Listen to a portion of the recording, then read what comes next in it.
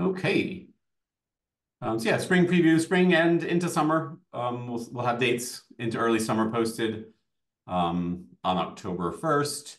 I should also add that the website will be down most of Sunday and Monday because we need to update products and pricing and make sure everything is working well. That said, we're working all week long, so feel free to peruse the website this week. If there's something we're talking about today that you don't see on the website, it's just because we haven't gotten it on the site yet. It will be there by October 1st. And don't panic if the site is closed on Sunday and Monday. That's just us working and getting ready for the big launch. Here we go. Ordering for 2025 starts on October 1st. That applies to Grow and Sell in Pennsylvania. They're our longest growing partner for plugs and perennials. Plug Connection in California, they've been growing with us for about a year now. People have been really impressed with the quality that they're shipping. Also, we'll talk about what's new. We'll talk about what is new from all of these growers, so just stay tuned. Porch Farm, our friends Steve and Mandy down in Georgia, heirloom chrysanthemum producers. They've got a couple of new varieties that you need to know about. And then another new partner just came online this summer, Terra Nova. These are perennial plant breeders, but they're also plant producers. So you may have received Terra Nova varieties from Grow and Sell in the past, but now you can also get plants directly from Terra Nova if you so choose. Ship from Oregon, so that maybe the shipping costs might help you out if you're on the western side of the country. Okay. Great. Bobby, interrupt me if you have comments on any of these things. Otherwise, I'm just going to go slide by slide. So last year we started with gemstone anemones from Cicada. This year we actually have some seed-grown anemones from Biancheri. I'm sure you all know Biancheri, the famous Italian ranunculus and anemone producer. Anemone plugs are a little bit different. You really need to be able to grow them all winter long so you get a really nice spring bloom. That means planting in November, maybe early December. And then you need them to stay probably above 45 degrees all winter. They keep growing. They love to grow in the cool months. They don't need additional lighting. They bloom well under short days.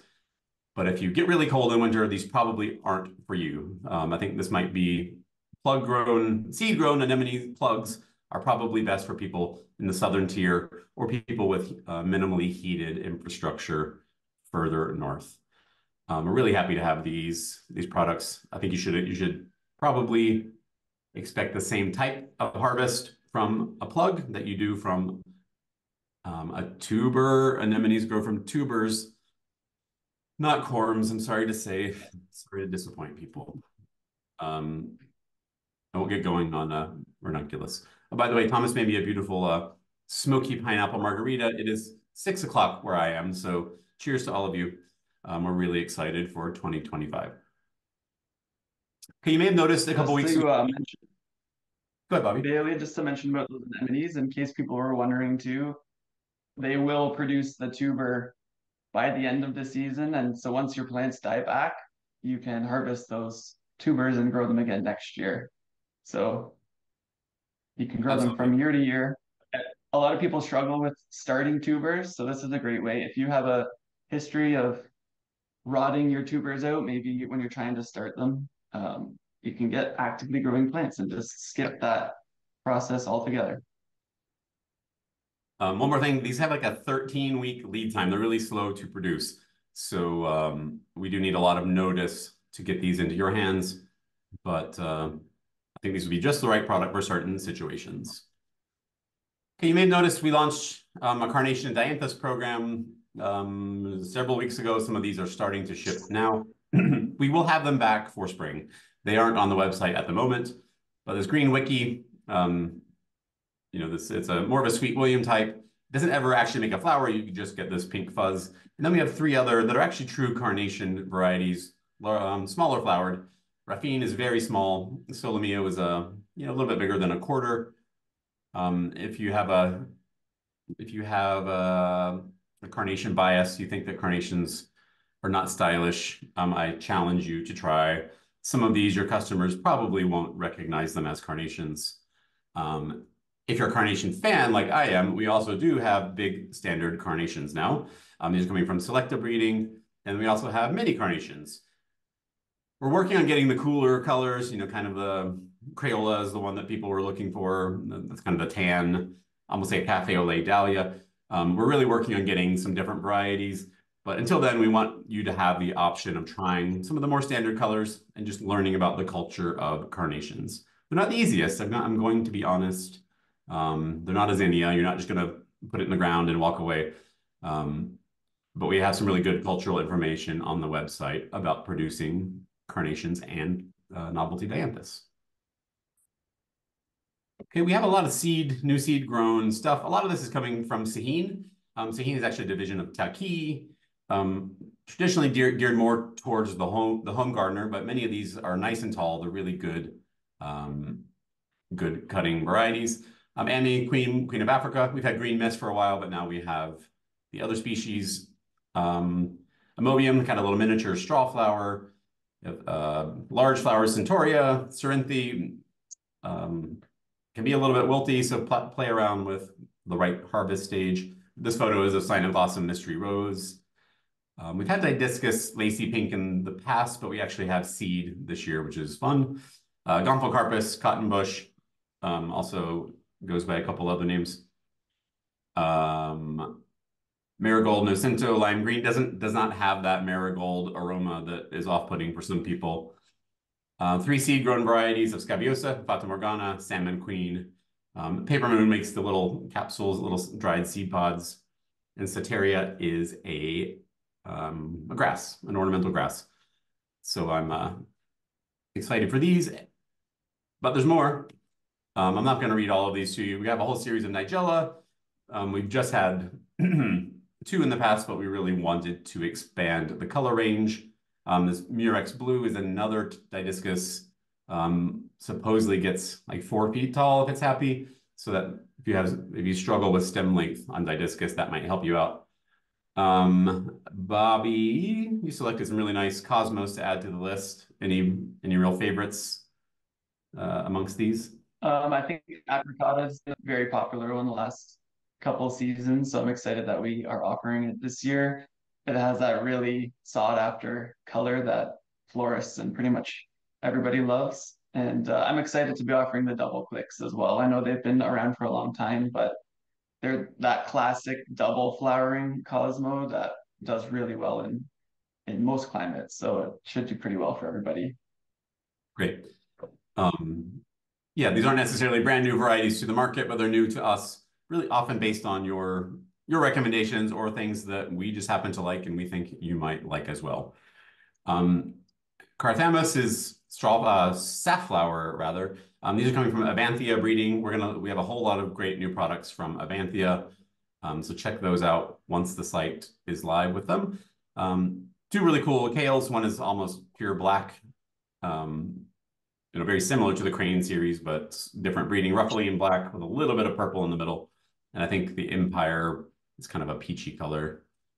I think we have white Economs back. That kind of comes and goes. The seed supply is never that secure. Larkspur, the QIS. We've had the mix for years, but we have single colors this year. So that could help out some of you who grow a lot of Larkspur. Verbascum Southern Charm, it's a horrible cut flower, but some of you love it. So we're going to sell it to you, but remind you that it's a horrible cut flower. It just sheds a lot. So maybe for event work or outdoor work or, day of, it's not a week-long, it doesn't have a week-long shelf life by any means. But the color is so cool that you might just want to try it. Another Magus Select White. I honestly don't know this one. Dahlia Bishop Children is the photo on the right. Bred from the very famous, the seed-grown strain. Bishop of Landolph is a very old and famous dahlia. It tends to produce 100% bronze-leaved plants. Nice and tall for cutting, all open centers, which the bees just love. Helichrysum silvery white. I guess we had silvery pink in the past. And Salpoglossus Cafe au lait and Q blue. If you haven't seen those before, just Google them. Really fun colors. Um, they last pretty well. They're kind of sticky. They're kind of petunia-like in some respects, but there's really nothing comparable to them for the colors and patterns. Okay, on the vegetative side, we've been selling quite a lot of Karma dahlias and Cafe au lait dahlias for a few years.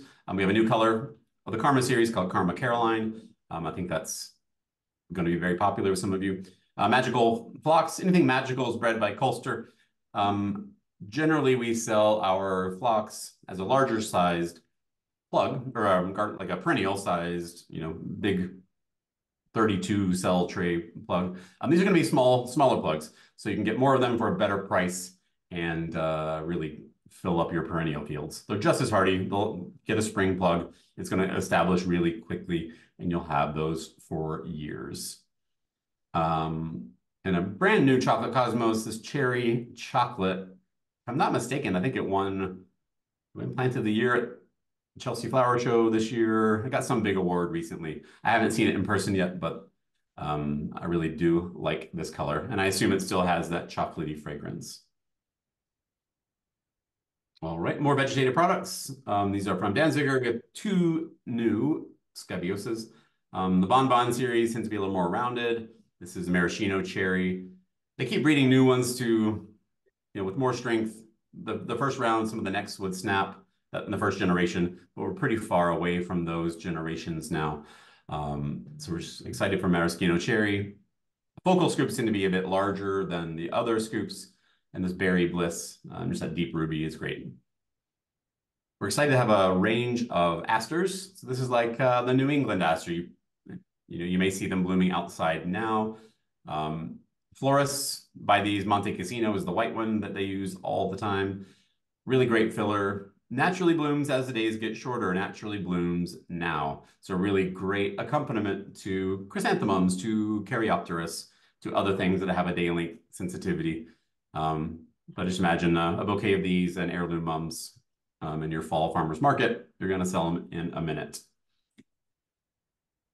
Because you've been asking, we've gotten a lot more pansies. We're particularly excited about this range. I believe they're from Italy, the Flamenco series. Bobby, you're more a pansy expert than I am. Yeah, the flamencos come from Faro in Italy, and it's exciting to be able to offer the straight colors here. The two showcased being terracotta and soft light azure limonette. I don't know who names these things half the time, but they have some pretty funny names. But all of these colors here are great, so you can get the flamenco mix as well. So we're limited in seed on some of these, so we apologize if it's out of stock. We're trying to get more. Often we find that these companies don't know that what the demand is going to be in America. They haven't produced seed with us in mind, but once they see that there is a market, they increase their production. So maybe you might not get it this year, but hold out. Maybe you can get it next autumn or the following spring. Yeah. We have plenty of options to choose from if you don't get the exact one. So these are the pansies that are not from the Flamenco series. And I'm not going to read them to you, but we have quite a range. For pansies, you generally plant them quite close together. You pinch off the flowers for a while until they've reached the height they need for cutting. You cut the stem, you cut the plant and the flowers. They're not the shortest, but they're coming in with ranunculus and anemones and tulips when you might not have much else to sell. They last really quite well in a vase. They just are a little short, but if you force them to stretch, put them under some shade cloth, that will help them, or even plant them between taller things. I haven't tried this, but I feel like if you planted them between stock or something that grows upright, it would give them support and also probably help them stretch a little bit taller. Yeah, that does make sense. I guess we should note too that some of these are, I guess the majority of these are mixes. Some of them, the colors are very uniform within the mix, and others like Moulin Rouge in the photo there, they're quite different, flower to flower. So you already mentioned use Google Image if you want to see additional images of some of these things in our catalog. I definitely recommend doing that because quite often we're using photos that come from the breeders and they might not fully represent what you're going to see in your field. So what I like to do is usually just also use Google Image just to compare photos, and it gives you just a better idea of what you're going to end up getting. Good point. Yeah, we always use the best photo we can find that we think is, illustrative of the variety, but there's always variation. So take your time and do some research. Yeah, I wish I was growing all of these right now. They're gorgeous. All right, we have a little bit of news on the Delphinium front. Right in the middle here, we have the Highlander series. We had those last year. They sold out really quickly. We'll have them again. They won't ship. They'll ship in December, I think, which might not be great for everyone. But if you have minimally heated tunnels, go on and plant them. Delphinium don't mind it cool. They will establish good roots in the cooler part of the year. And then as things warm up, they're going to flower just fine for you. Those are coming from tissue culture. They're a bit expensive, but just look at the form and the shape. Probably best suited for our northern growers because they'll become a true perennial and you can harvest on them for years. We have two other seed grown series. There's a Candle series on the left and the Aurora series on the right. Aurora is from Taki. Candle is from Cicada. I believe that Candle is the one that blooms really well under short days. So if you have a milder climate, you could be blooming these in the middle of winter.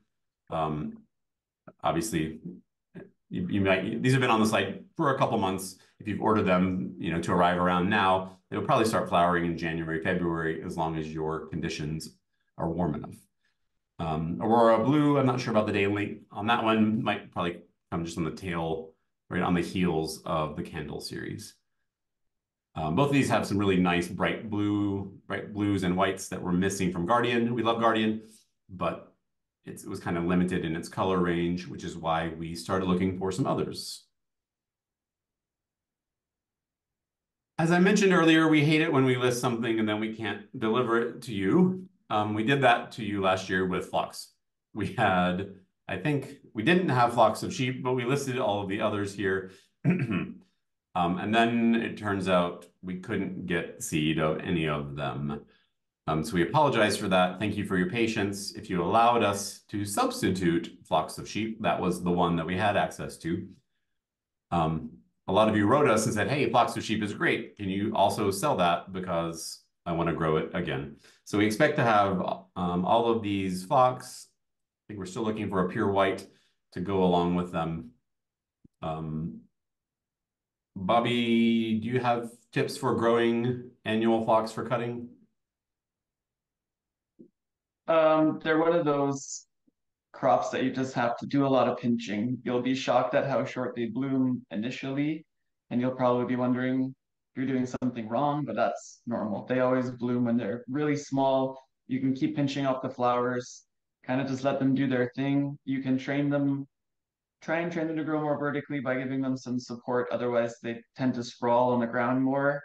And with enough pinching back of flowers, making sure you're deadheading, that kind of thing, they get those long stems just a little bit later in the season. So you sometimes have to be a little bit patient with them, but they will get there.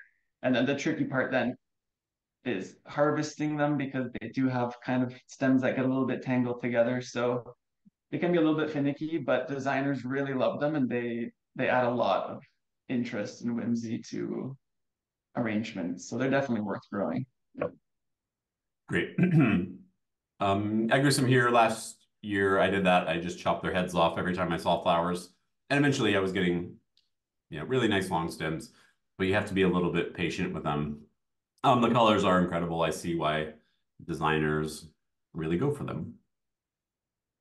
All right, at long last, I think we have some cutting petunias that are not just in the purple range. We believe the seed supply is secured. So we have white shades, which looks kind of lavender to me, and pink shades, which is still in the pink purple range. But anyway, these petunias are surprisingly long lasting. They get quite tall, sort of an unexpected thing. I know people are still experimenting with these. I'll be curious to know what your feedback is. I enjoyed them when I grew them, just really for the novelty factor. And I was kind of shocked at how long they do last. Mine got easily 3 feet tall. There's no trouble getting the height on them. It was more about netting them and keeping them from falling over that where I perhaps failed. And Bailey, how did you find the stickiness factor when you grew them? Did you find them to be sticky? I think these are a little less sticky than your average bedding petunia. I won't say they don't have that factor at all, but I'm kind of sensitive to that. I don't like it, and I really didn't have trouble cutting these. So I think it is reduced from your standard petunia. I know that is one of the goals in breeding is to get rid of the stickiness, but that's really kind of hard to separate from a petunia. Mhm. All right, Lysianthus is one of the big things that everyone likes for October ordering.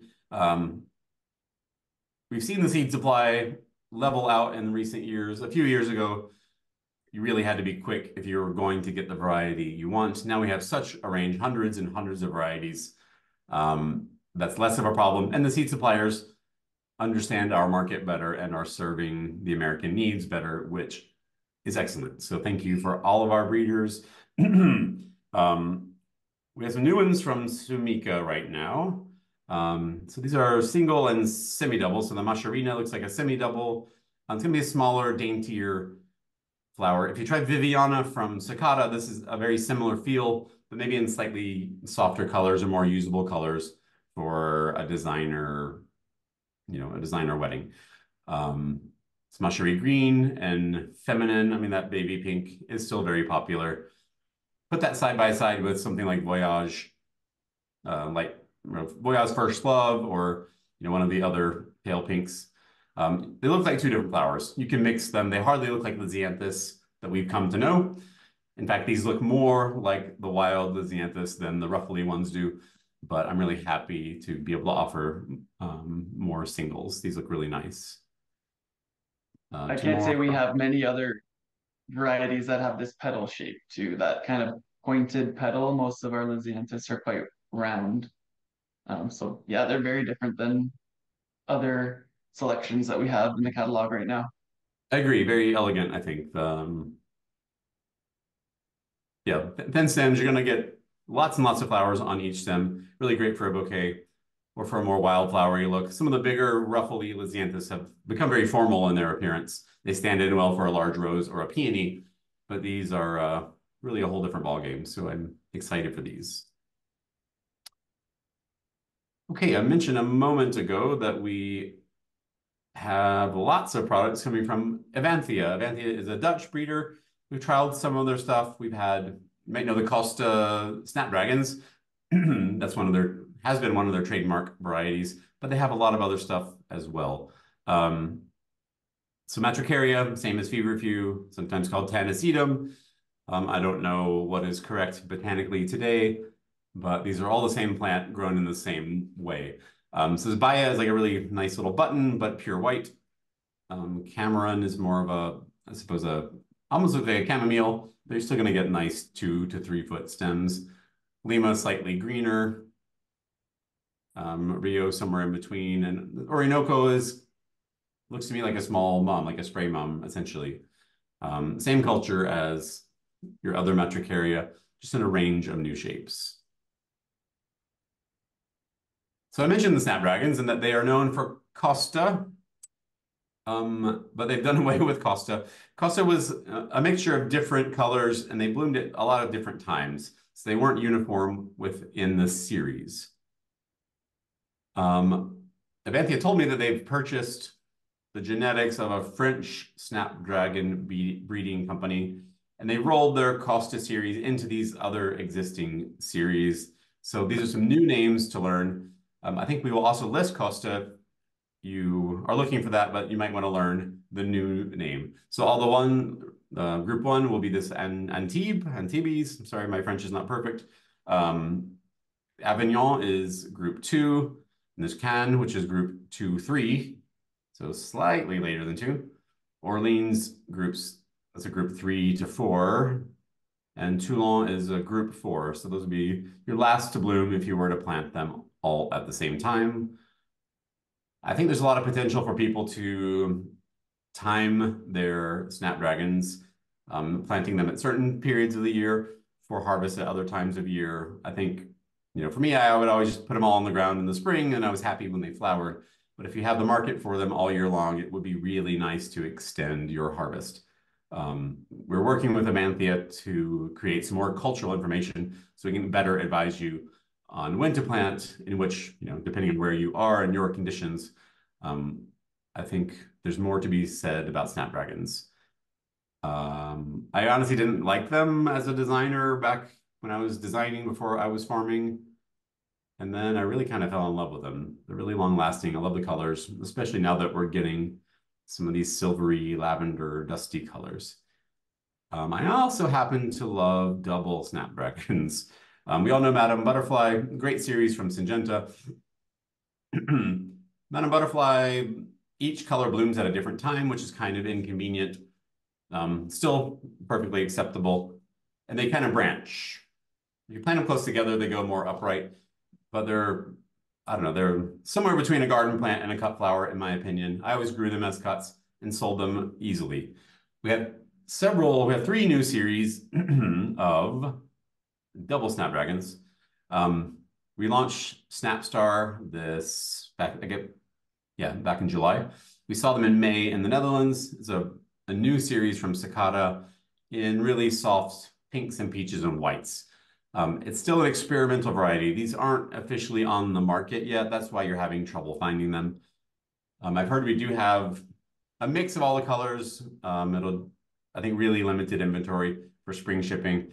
But rest assured, Cicada knows that we are interested in these, and they will produce more seed as soon as they can. It'll likely be next fall when we have a full supply of them.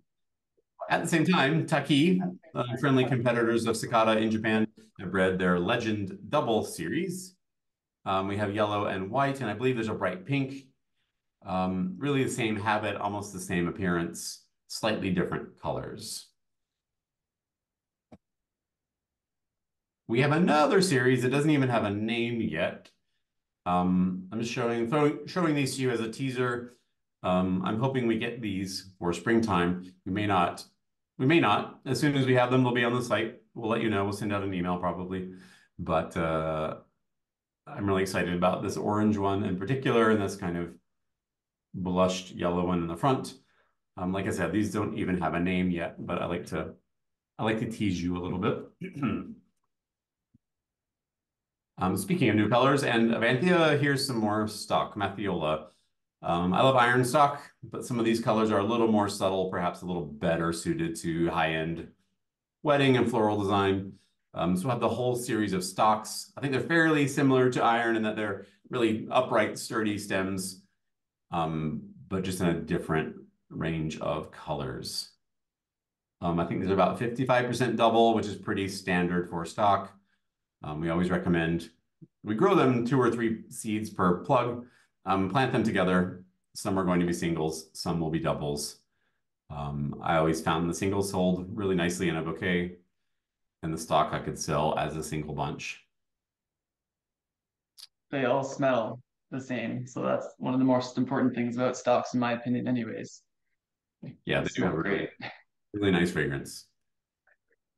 Tweedia or oxypetalum is something we've talked about for a long time. I've done a bunch of trials. I think the seed supply has been the issue, but Japanese breeder Miyoshi has a bigger supply of seed than they've ever had before. Heavenly Blue is the one that you've probably seen in seed catalogs. It's more common.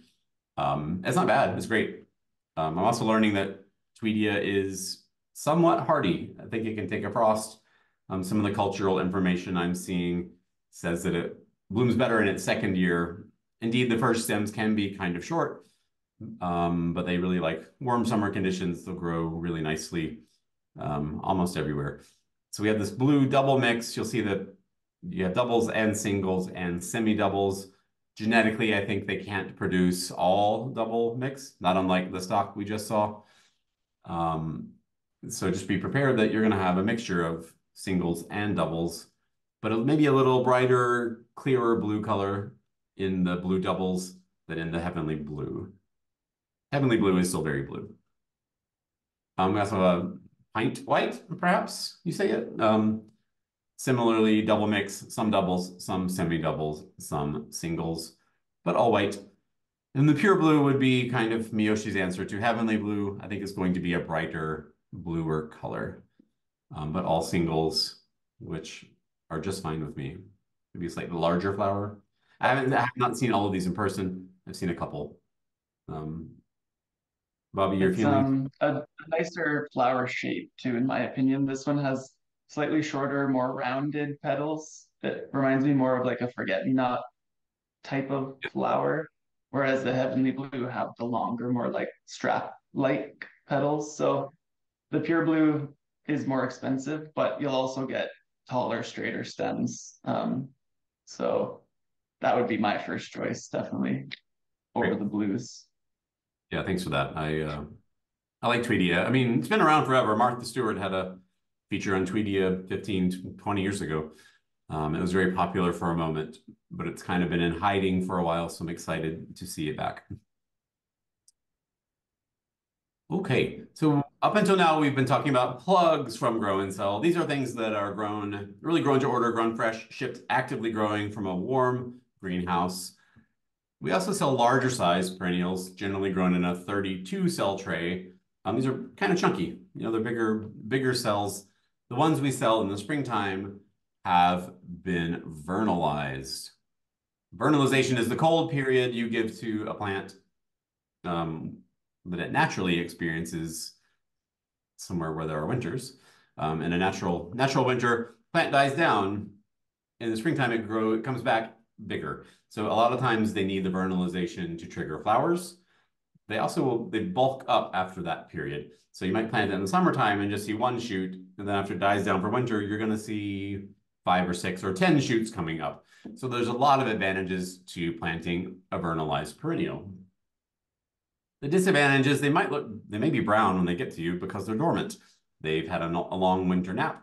They're in a very carefully controlled facility where they're kept cold, but they're not allowed to freeze hard. So don't be scared if you see perennials that look a little rough on arrival. They've just gone through winter. Look at the perennials in your garden in early spring. They look awful because they've gone through winter. It's exactly the same. These have a whole year lead time on anything that you would plant in the springtime. So most of them will flower for you in year number 1. Okay, on the left, very popular Echinacea Supreme Cantaloupe. We mentioned Terra Nova. We'll talk more about Terra Nova, but this is one of my favorite varieties from Terra Nova. Echinacea Confections Cherry Fluff. Beautiful soft pink with green centers. Off and on, we've sold this Yarrow Acalia Peter Cottontail from Walter's Gardens. We have a good supply this year. I know that's been something that you've wanted and we haven't had enough of. Anemone Honorine Joubert, nothing new about this plant. It's been around a really long time, but we have many, many more of them to sell this year. I'm guessing we'll still sell out, but we're really trying to do our best to buy all the tissue culture we can in the world to fill your orders. And those are mine from my old farm. Hey guys. GM is one that we've had unmet demand, let's say, for many years. We tried probably 6 years ago and had a lot of failure. The cuttings we were receiving just weren't working. So now we're going to tissue culture. It's a little more expensive, more reliable. We have a better supply of these GM varieties than we ever have before. Here's Fluffy Yellow, Flames of Passion, and Coral Tempest. Mai Tai Cocktail is a little bit short, but the color is worth it. Tropical Tempest, I'm guessing, is equally matched to that one before. Totally Tangerine gets really tall. It's like a good 2 feet. And these are some that I grew years ago on our farm in Vermont. I like GM a lot. They come on with tulips or right after your outdoor tulips in general, at a time where you're really just hungry for flowers. You often get a rebloom if you cut them back. Just stay on top of your harvesting, and some of them will keep putting out flowers. Yeah, really long-lasting, rugged plants, in my opinion, in my experience. Speaking of rugged plant, Lysomachia Lady Jane I would assume this is a Lysimachia clethoides or the gooseneck loose strife. Really, really vigorous. Maybe plant it at your neighbor's house or plant it in a ditch or across the road. Once they're established, they can be a little bit aggressive. That said, they're really elegant, kind of that Veronica appearance, but with a little movement to them. I think Lady Jane might be a little better behaved than straight up Lysimachia clethoides. Anyway, I would find a spot for it on my farm. This phlox fashion. I was just gonna say it would be a good option for anybody who maybe has some swampier soil if it stays saturated and you don't really know what you can grow in there. Put some of this Lady Jane in there. It will probably take over that area, like you're saying, Bailey. It is a more refined version of the Clitorides, but loves the swampy spots. So if you have that, go for it. Yeah, you've been warned. I do love them, but they will spread. Actually, this phlox will spread as well, not aggressively, but in a really nice way. The fashionably early series from Walter's Gardens, it's a hybrid of your tall garden phlox, as I understand, with some other species that doesn't get mildew. So these aren't going to get mildewy like you might see in your tall garden phlox. It's a bit shorter, but it's still plenty tall to cut. A little daintier. The stems are thinner. If you cut them back hard to the ground, they're going to rebloom 2 or even 3 times per year. This has been your favorite color in the series, my dear customers. We have more of this than we ever have as well. We have some other colors in the series, hotter, brighter colors. Kind of interesting in the cut flower world, we like these pale pastel colors more, and in the garden center world, they really like the bright, hot colors that have a little more impulse buy potential at the garden center. So when I speak with breeders and tell them we want whites and soft pinks, sometimes they are very concerned or confused that I'm asking for, their lowest selling item. But in fact, these are what we all want. Just beautiful. I love that. I love that plant. Establish it quickly, you'll harvest off it in your first year. All right, Pycnanthemum unicum, mountain mint. This is the gray-leaved one. We have a lot. We've been working on building up our own propagation stock. It's a little slow from seed, so we tried to sell it from a plug that didn't really work out. But now we are producing our own cuttings, rooting them, and shipping them to you. We have a bigger supply of this than we've ever had before. Did I read it's the perennial plant of the year? Maybe someone can confirm that. At Moonshot Farm this summer in New Jersey, I saw it. It was waist high. To me, I don't think they have been in the ground very long. Establishes quickly. Doesn't spread like I meant. I mean, the clumps get bigger, but just really nice kind of filler foliage effect. You generally would cut it as these flowers are sort of fading, but the gray-green color lasts really quite well. And it has a pleasing minty smell. And it's an American native flower, so you can feel good about planting it.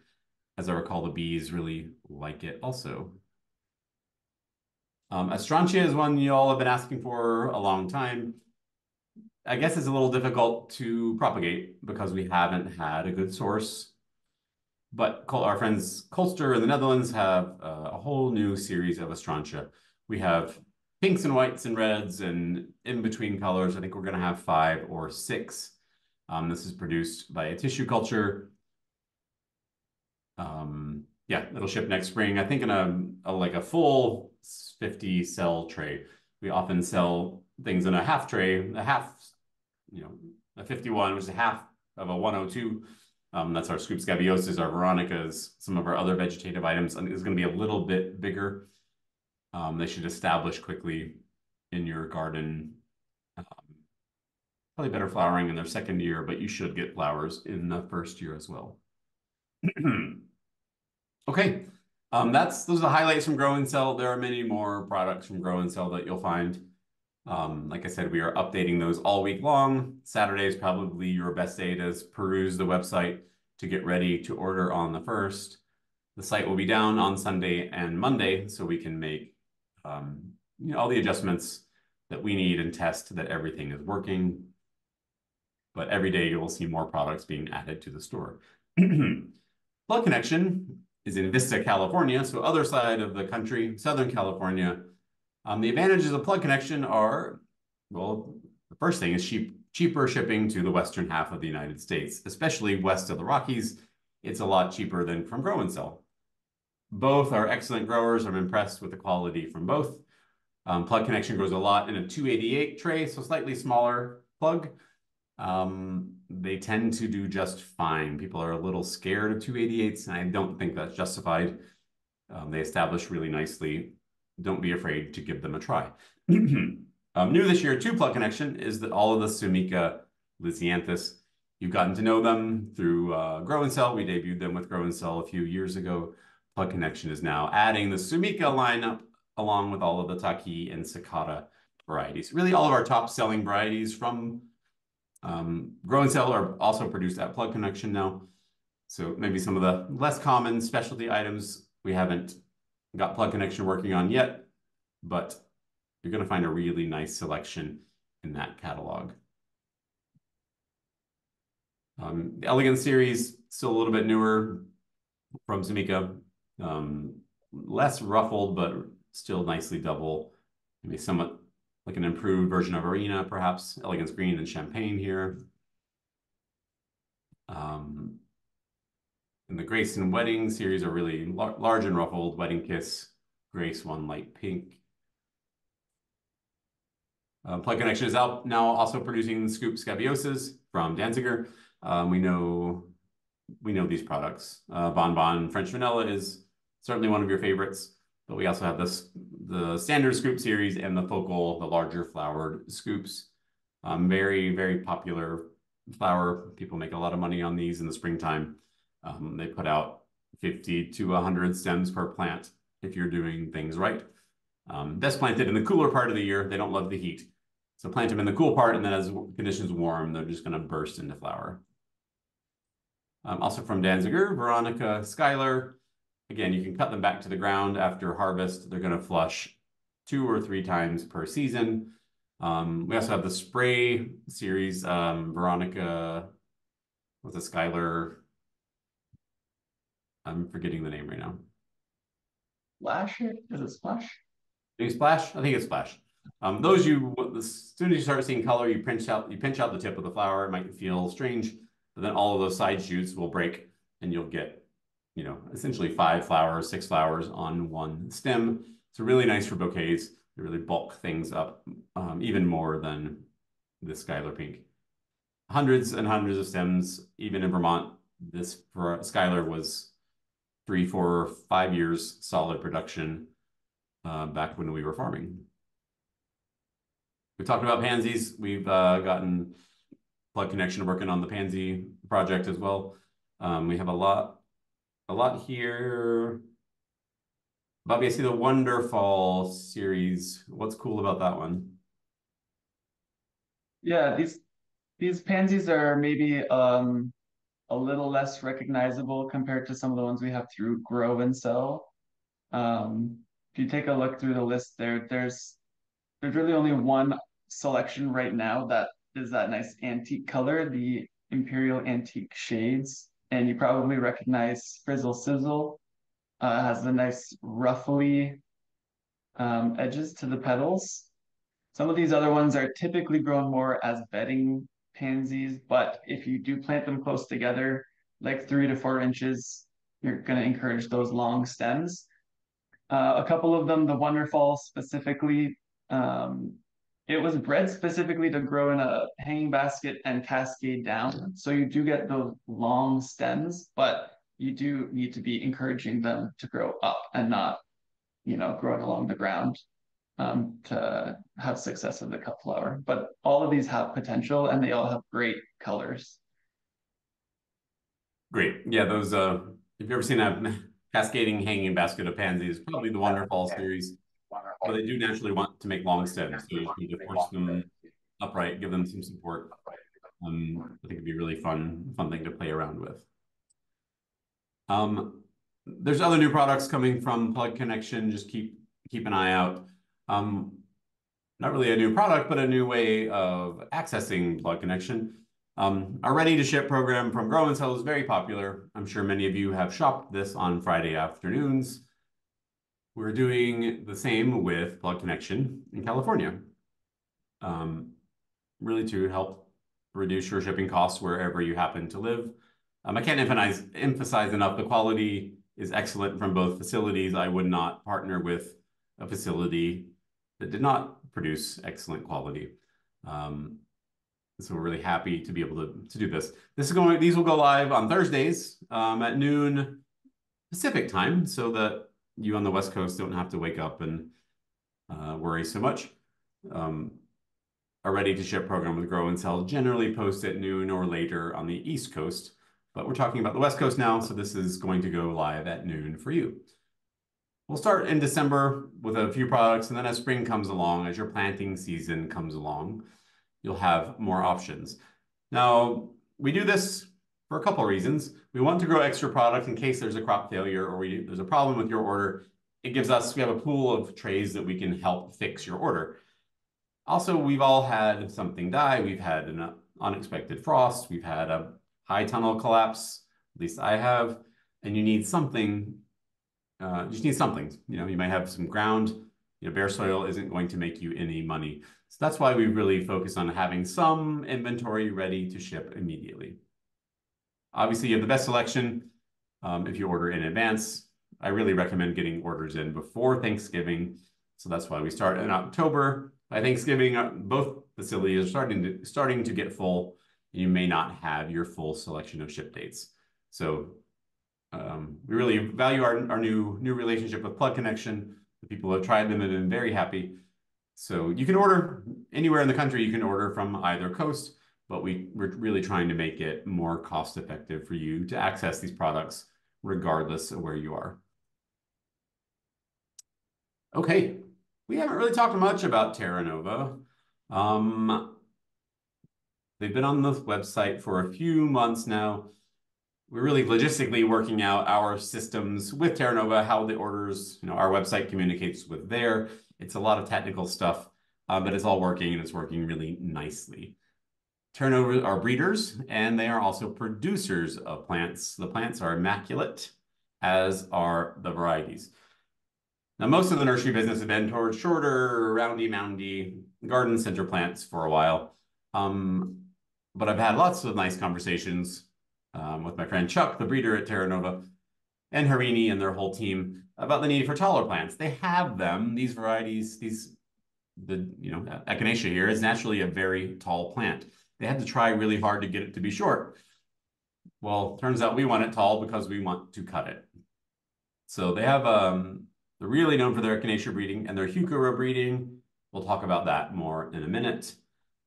Some of these are not going to be what you think you want to grow, but they might be perfect for the unusual market, or if you have a really connoisseur designer you sell to, we'll talk about it. These are already live on the store. We're adding more varieties this week, but they can start shipping even this fall or next spring. They're always producing plants, so it's a little bit different than Grow and Sell and Plug Connection, which are generally producing to order. We try to make this very clear on the website. If you're not sure, go to Terra Nova and read the Everything You Need to Know tab. It will tell you everything you need to know.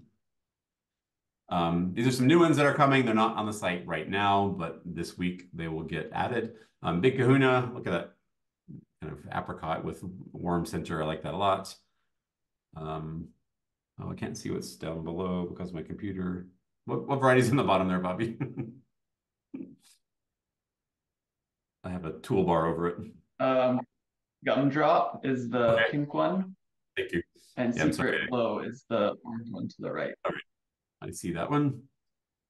Like I said, Supreme Cantaloupe is from Terra Nova.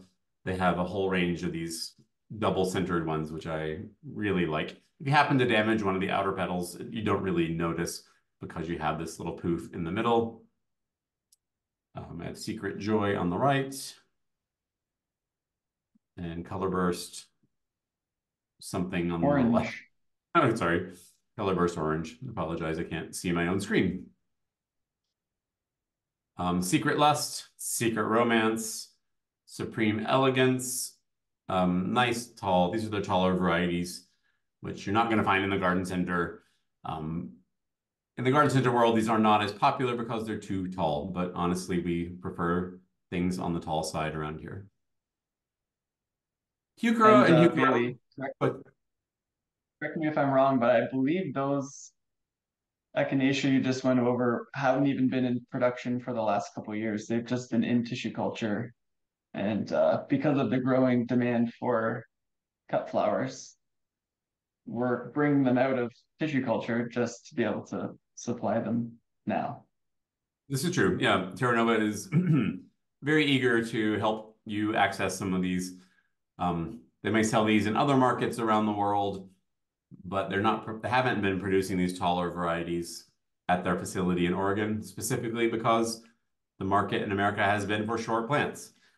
They have these taller varieties. They're working on new ones. We've gotten a preview of the newest varieties that are a year or two away from us talking about them, but there's some really, really fun stuff coming.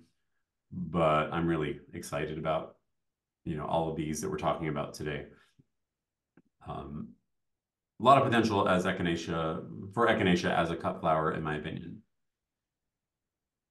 Heucherella. So Heuchera is a genus. There's another related genus called Tiarella, and you can hybridize them with Heuchera to get Heucherella.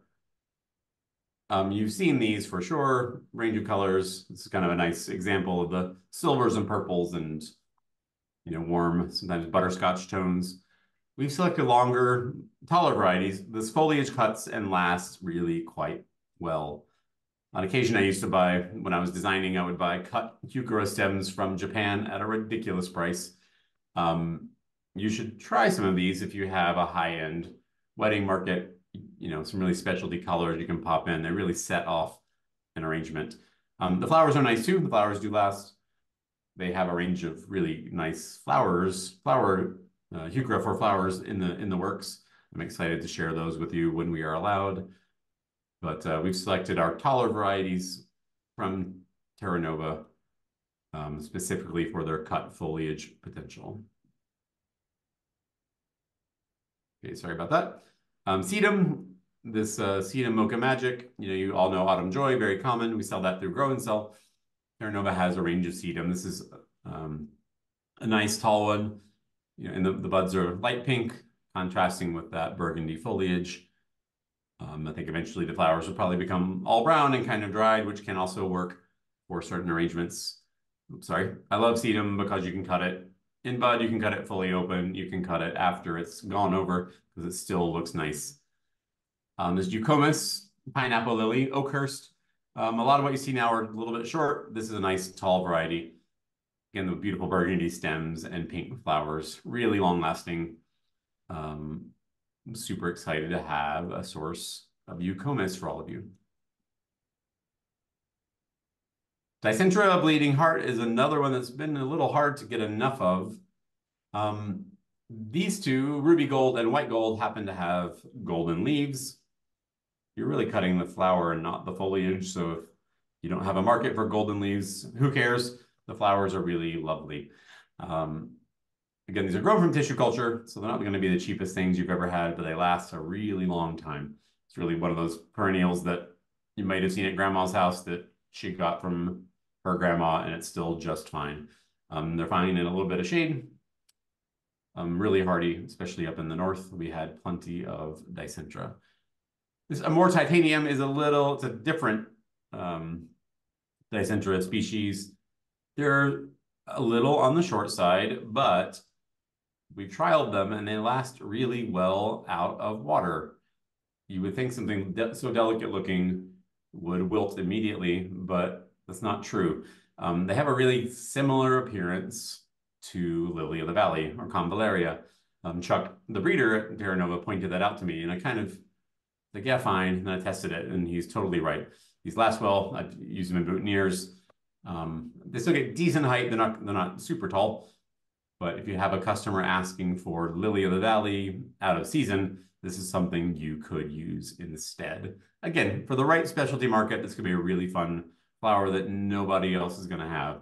It's definitely not coming in from the international markets in any way. We've had a range of Phygelius, South African native. I've done a little experimenting. They last pretty well. I can't give you exact cultural information on how to produce beautiful Phygelius for cutting. These get really nice and tall. So imagine probably doing a couple pinches as they get established to build a frame and then let them go. Really great colors, some oranges, some reds, I believe some kind of greenish yellows. I like this plant a lot.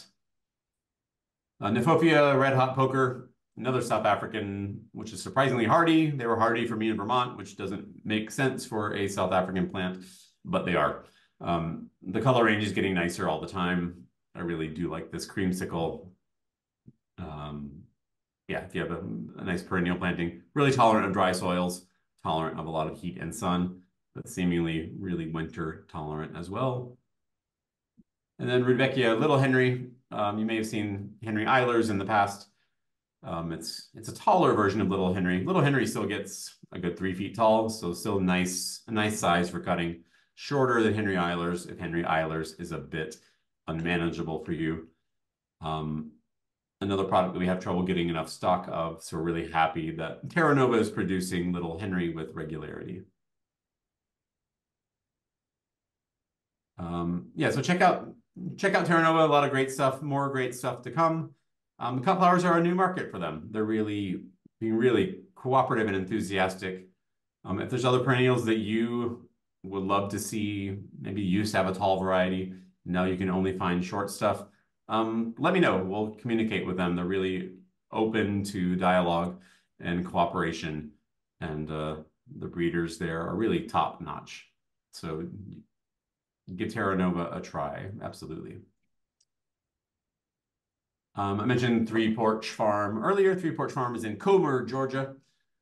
Steve and Mandy, I'm sure you follow them on Instagram, just some of the sweetest flower farmers in the industry, growing really nice heirloom mums. We have 2 new varieties this year, Jefferson Park and River City.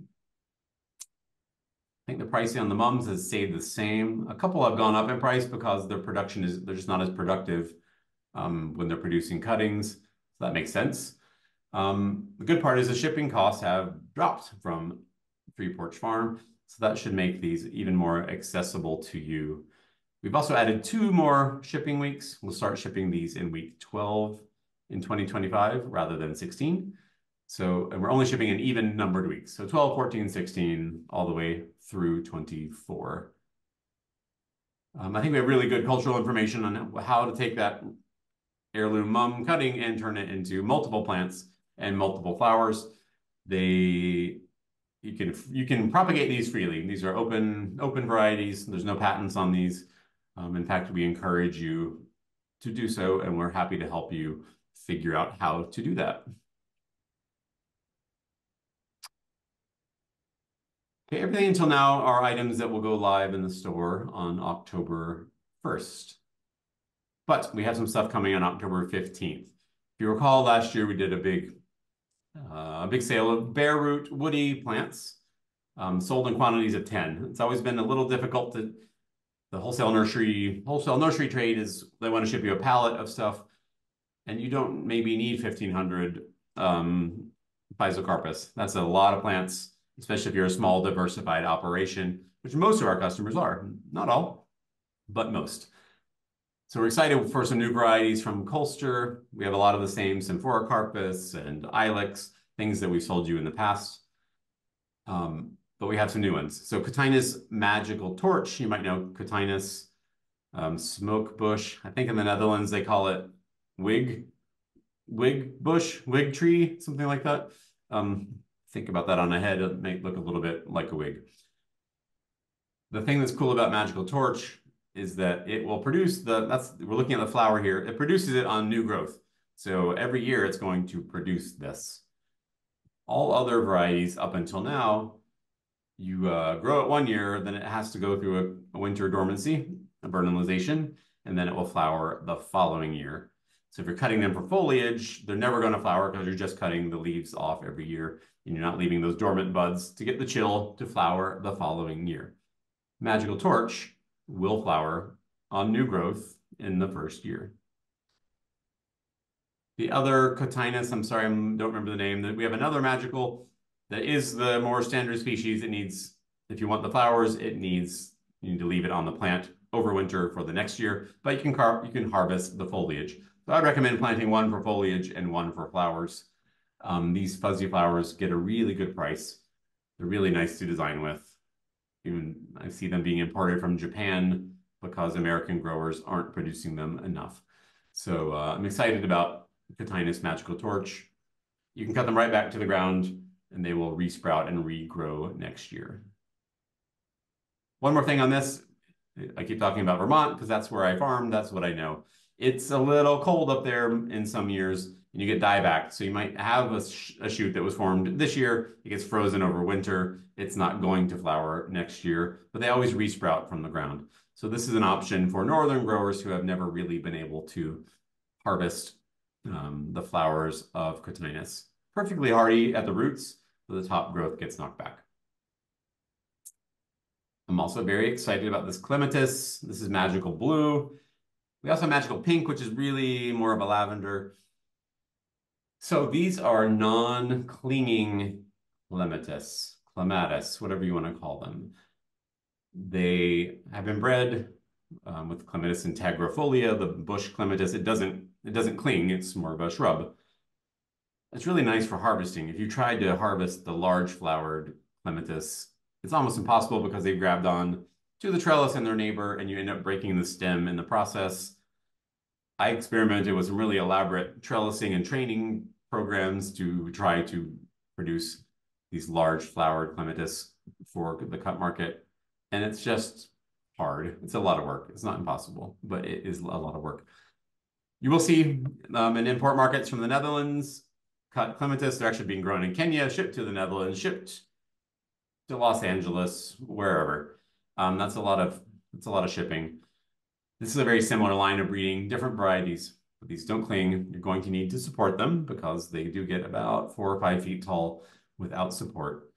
If you cut them back to the ground at harvest time, they're going to reflush. So you can get 2 or 3 flushes of harvest on these every year. Really, really long lasting after they are cut. They look delicate, but it's actually not, these aren't petals, these are tepals, and the tepal tissue is more like a leaf. It lasts a really long time. So we're excited to have some clematis for you. We're still working out exactly who's going to offer that. It might be through Grow and Sell, but stay tuned for that. Again, we should have this up by October 15th. We hope. If we miss that date, we'll definitely send an email out when these are available for ordering. Right. Physocarpus, 9-bark, another American native. It had to go off to Europe to get refined to become what it is. You may have seen, there's a lot of great varieties out there. This is called Magical Spring Fire. I think it literally stopped us in our tracks when we were driving around Colster back in May in the golf cart. I made them slam on the brakes. You see the new foliage has that really nice glow to it. As it ages, it becomes a bit more burgundy. And then if you leave that stem on the plant until next year, it'll flower with white flowers in the spring, but are really quickly followed by these vibrant red seed heads. So you can harvest it as a foliage, you can harvest it as a flowering branch, and you can harvest it in the seed stage.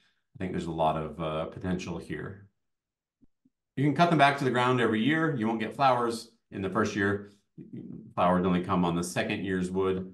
So I would probably recommend harvesting half the plant each year, letting some of them go on and develop flowers and berries for the next year. But once you have a stand of Physocarpus, you'll harvest on it for years. They're really tough. They don't mind wet feet. They don't mind drying out. Once they are established, really tough as nails, Native American shrubby perennial. That is it for this part of the presentation. If you have questions, by all means, email us at info@farmerbailey.com. We try to keep you posted on Instagram, again, at Farmer Bailey Plugs. And also this video and all of our other videos you can find on YouTube. As I'm sure you know, farmerbailey.com is where to do the ordering. let me just say, I mentioned something about the all you need to know for Terra Nova. Every division, maybe you understand a little better why we have so many different vendors we work with now. It's because they have different expertise. They offer different products at different times of the year sometimes. Um, they all have different shipping rules. They have different order minimums, different quantities. We put a lot of time and effort figuring out the logistics. So go to that all you need to know tab. Every vendor has that. It will pretty much tell you everything you need to know. Just take some time, read the website, get familiar with it. Obviously, if you have questions, by all means, let us know. I have a few questions here. Let's try to go through here. Some ask if people like Queen of Africa more than General Ami. They've never grown it. I haven't grown them side by side. I know they're two different species. Well, there's Ami visnaga and Ami, I forget the other one. Green Mist is the little greener. I think Queen of Africa is a little bit whiter. I think they're going to bloom at slightly different times, have a slightly different appearance. I would probably grow both of them side by side so you can extend your harvest. Yeah, I'm sorry, I don't have more exact information. If you do know, feel free to answer in the chat. Maybe you already have. I haven't been watching the chat. We talked about verbascum. Are there any tricks to verbascum? Hillary at Maury Hill Farm, also from Farmer Bailey, says they've had success if you pick it in bud before it's pollinated. There's a lot of flowers that once they're pollinated, they want to drop their petals because, well, the flower is all about attracting a bug to pollinate it. Once that's happened, they no longer need no longer need those petals. Still not long lasting, but it doesn't drop flowers in the same way. Something I haven't tried, I don't know anything about, is if you're using Chrysal AVB, a silver thiosulfate product, it prevents anytime you see petals falling off, like you see delphinium, if you just cut it and put it on your table, that's generally an ethylene response. If you use one of these ethylene blockers, it might prevent the shattering of the verbascum. Pick up the post-harvest handling book from ASCFG. It'll talk all about the products that you can use for post-harvest ethylene treatment. But I have a feeling verbascum, if treated with one of these products, might not shatter so easily. Do cutting petunias smell the same as other petunias? I'm going to ask you in the chat to reply to that. I like the smell of petunias, especially in the evening. The white flowered ones are often fragrant, but I think it might be disagreeable to some. I never noticed it in the doubles when I grew them, but I can't say I was looking for it either. A question about rust resistance and snapdragons. I don't think any of these advertise themselves as rust resistant. If you live in a humid place or a wet place and you don't have good air movement, you're probably going to see rust. A little wider spacing, really keeping your circulation fans going, keeping your humidity as low as possible. Obviously fungicides you can apply, but I don't often recommend a fungicide as the first line of defense. If you can increase the airflow, try to dry things out a bit, you will reduce the rust pressure.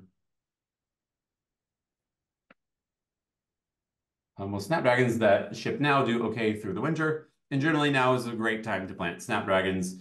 I wouldn't really plant them if you're going to get a lot of snow because they're going to get squished. They have you want that stem to keep growing upright. We have really two kinds of plants. You have a rosette type plant, think foxglove or digitalis. The leaves just keep replacing themselves in a rosette shape. Snapdragon is, it grows upright, and if you snap it, you'll get some lower branches coming out, and that could be fine. Pinching snapdragons will give you, 6 or 8 smaller stems, often still big enough to cut, but you're not going to get, spectacular growth. Better grown in a tunnel, in my opinion, when they are fall planted.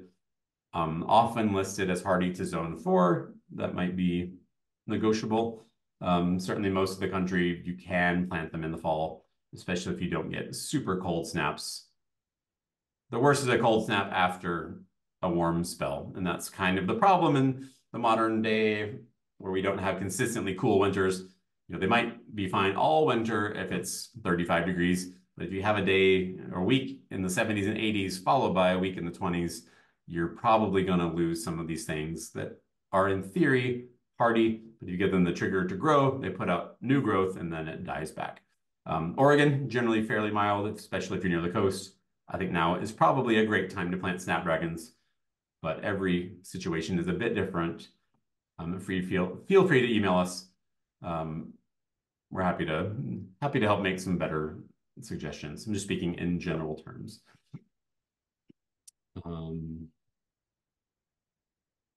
Someone's having mites on their echinacea. I'm afraid I'm not qualified to answer that. Maybe spider mites. If it were spider mites, watering the foliage is the best way to keep spider mites at bay. If you have a really dry spell, spider mites can proliferate.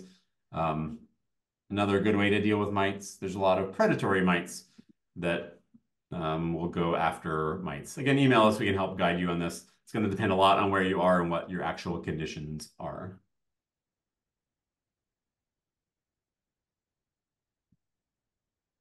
Someone asking about fancy echinaceas not coming back in subsequent years. I do find that they are not quite as sturdy as some of the seed-grown types. But I believe the Terra Nova is the exception. They put their tissue culture through a cold spell, which mimics winter, so that they are growing actively. Like the problem comes when the producers keep their tissue culture going all year long and they're continually dividing it. The plant just kind of gets confused. Eventually, you might get 1 or 2 good years, but they don't establish as well. In my experience, the Terra Nova varieties do establish more easily. Can GM take full sun? In my experience, yes. We grew them in full sun in Vermont. Maybe in a really hot place, a bit of shade is recommended. Again, I value your feedback. My lens is very much from a zone 3-4 northern Vermont, heavy clay situation. GM had no problem with full sun. Actually, I have some planted here in my garden now, full sun, and I'm having no problem. The Salpoglossus Q Blue make a good cut flower. I don't know what defines good. They're kind of sticky. They're kind of brittle. The color is incredible. They last well. I don't want to touch them. I do want to look at them. So it's going to be a specialty product. You don't want a whole greenhouse full of Salpoglossus, but it might be a really fun one that people haven't seen before. If you do farmers markets, it's going to pull people in. They do last. Like I said, it's kind of like a petunia. You might just want to wear gloves when you harvest. These are here for you to experiment with. I'm not saying that you're going to retire on your Salpoglossus fortune. Can mountain mint to be cut in the green state, or must it have flowers to be sturdy enough? I will say I cut some back in July when we were in the States, and half of it wilted and half did not. It was starting to flower, so I think it's really preferable if the flowers have been open for a bit. Bobby, do you have any insight? Have you grown mountain mint? Okay. I don't have very much experience with it up here. Great. If someone else knows, I think it needs to be harvested later in the season. Once the flowers are gone, you do get little brown centers, but they're really not distracting in my opinion. I think the brown and gray is kind of nice together, especially for a more earthy, artsy color palette. Never had any complaints about it being looking dead after the flowers are gone. Someone else about mountain mint, they're having trouble with it browning in the round part. I think that's just going to happen. They want to know if they're harvesting too late. It's one of those things that when you think you're getting near to harvest, it's kind of eucalyptus or anything a lot of woody shrubs. When we had the farm, I would just cut a stem or two every week and bring it inside and see what it did. If you have something wilting, putting it in water in the cooler overnight will often hydrate it enough so that it will last. But keep experimenting. You'll know when it's holding. But often the reason that things wilt is that the tissue is just too young and hasn't hardened. It's not firm enough to stand up to cutting. Once you get past that point, then you can cut for the rest of the season without worry. The height on this astrantia is a good 2 feet, as I recall, maybe 30 inches. It was really pretty tall. These are Colster's a Dutch breeder, mostly of woody plants, but they breed them for cut flower use. Obviously, the astrantia is an herbaceous perennial, but this line is for cutting. So these are commercial cut flower strains, at least 2 feet tall in my experience.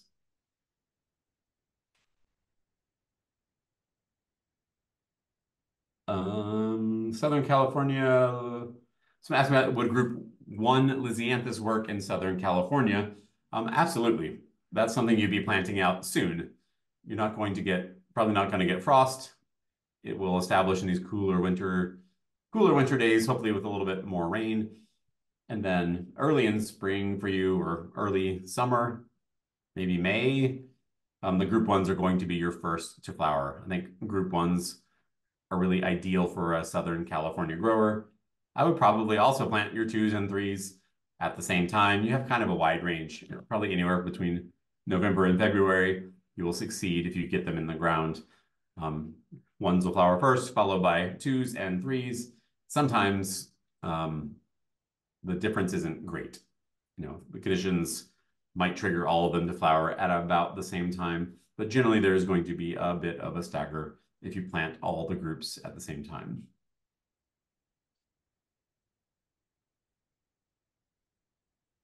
All right. A couple other little announcements.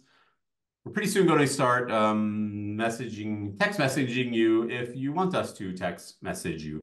We have SMS functionality coming. We're going to ask you to opt into that. If you would prefer, if you like getting a text message to say, hey, astrantia is now available, we're really happy to do that for you. Like I said, that notify me feature is a great way to be the first to know when something is restocked.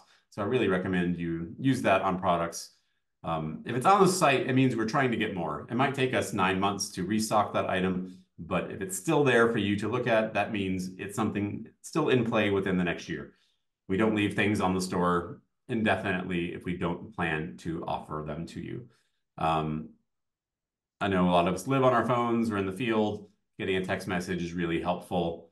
So we're catching up with modern times and working on this functionality. So stay tuned. We'll tell you how to opt in to that.